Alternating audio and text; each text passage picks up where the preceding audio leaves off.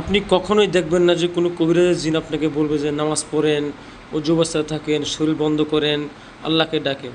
হুম, তারা সবসময় বলবে যে কবরের মাটি নিয়ে আসেন, মিষ্টি নিয়ে আসেন, খাসি নিয়ে আসেন, খাসি জবাই করেন, অমুক জায়গায় এটা রেখে আসেন, ওটা রেখে আসেন, এটা বলবে।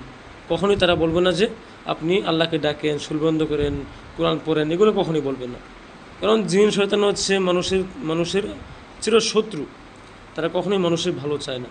আর যেই কবিরাজগুলো বলে যে আমি ভালো জিন দিয়ে কাজ করি, ভালো মুমিন জিন দিয়ে কাজ করি, আরে ভাই, ভালো জিন তো কখনোই মানুষের ধারে কাছে আসে না। হ্যাঁ, জিন জিনের রাজ্যে থাকবে, মানুষ মানুষের রাজ্যে থাকবে। জিন যখন মানুষের রাজ্যে আসে তখন সে সীমা লঙ্ঘন করে আসে, তখন মানুষের ক্ষতি করার জন্য আসে।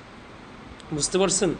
এই জন্য হচ্ছে যারা বলবে যে আমি জিন দিয়ে কাজ করি, মুমিন জিন দিয়ে কাজ করি, তারা কখনোই বলবে না যে আপনি আল্লাহকে ডাকেন, নামাজ পড়েন, ভালোভাবে চলেন, এটা কখনোই বলবে না। যে জিনগুলো মানুষের ধারে কাছে আসে এগুলো হচ্ছে গাঁজাখোর, খবিজ জিন, ফাজিল জিন। এগুলো হচ্ছে সবসময় অন্যায় করেই চলে। যেরকম আমাদের মধ্যে কিছু মানুষ গাঁজা খায়, মদ খায়, অন্যায় করে চলে, এদেরকে আমরা কোনো কিছু বলি না, অন্যায় করলে অন্যায়কে ধরি না।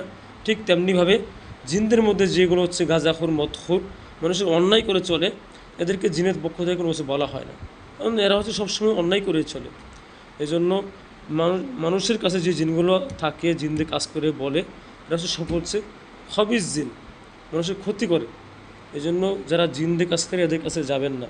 অনেক মুদাব্বির আছে যে এরা হচ্ছে বলে যে মমিন জিন দিয়ে কাজ করি, ভালো জিন দিয়ে কাজ করি, এগুলো বলে আপনাকে ধোঁকায় ফেলাবে। হ্যাঁ, বলবে রুকিয়া করি, এটা বলে ধোঁকা ফেলবে।